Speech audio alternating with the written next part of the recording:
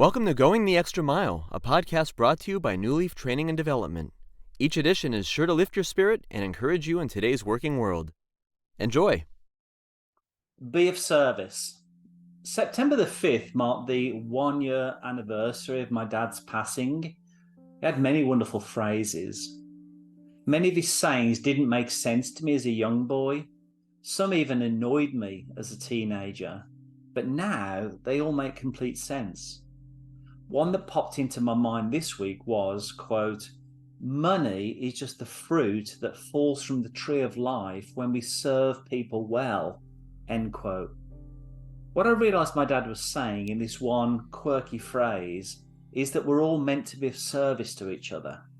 Sometimes we're the server, sometimes we're the customer, sometimes we're the co-worker or vendor.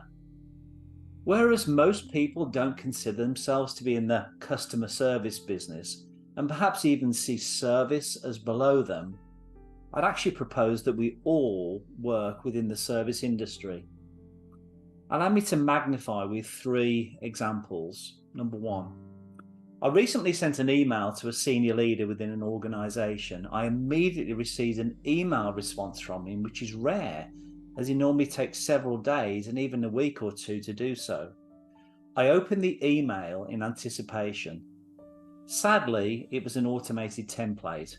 Quote, "I'm out of office," end quote. What I found so lacking was any sense of service to others.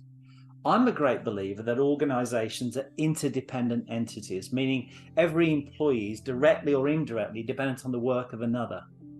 To state that you're just out of office demonstrates no care for others, who may find it quite helpful to know exactly when you will be back in the office or whom to contact in your absence. My second example of poor service relates to a government entity that had recently issued a request for proposal, RFP. I diligently read through the 312-page document, and although confident that our company could serve the stated scope of work, I did have a handful of questions. I was delighted to find way down on page 74 the contact details of the person to email if a vendor had any questions. Sweet. I then invested about 45 minutes constructing my email, cross-referencing my questions to page numbers, paragraphs, and section references. Send. I got an automated response to say the employee handling that RFP was out of office until September the 19th. On the bright side, I knew when she was back at her desk. The bad news was that the RFP was due 5 p.m. September the 18th.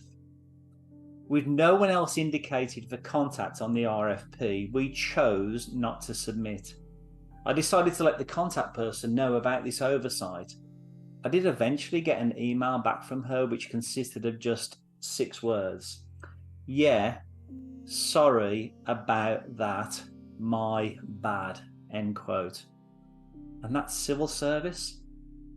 My third and final example is the growing trend we see of people attending online meetings, not turning their camera on, and not even participating verbally or via the electronic chat feature.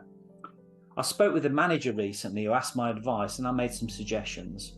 I've encouraged him to emphasise that when someone joins a meeting with other colleagues online and chooses to turn their camera off, it's like them walking into a boardroom and sitting down with a black trash liner over their head and shoulders.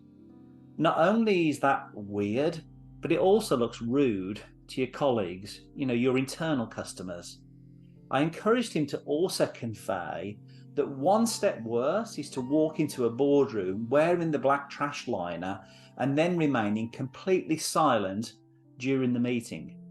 That's exactly how it can come across when people refuse to participate. It's just plain rude, and you can be perceived as irrelevant and as someone who adds zero value to the team. Now that's very, very risky when the economic tides change and layoffs sail in. People who have a spirit to serve are really worth their weight in gold. So in sum, as Dad said, we're all just people serving others. Sometimes we serve and sometimes we're being served. but we're all in the customer service business. Even though my dad is now sadly out of office from an earthly perspective, I'm grateful that he taught me such timeless principles. I hope you can hear him too through the words on this page. I miss him so much, and he was a good father. I hope you found that short story useful, and if you did, feel free to rate, review, and share this podcast. We'll be back next week with another episode, and we also invite you to check out our other weekly podcast, Take 5, an inspiring interview with a leader worth listening to. Bye for now.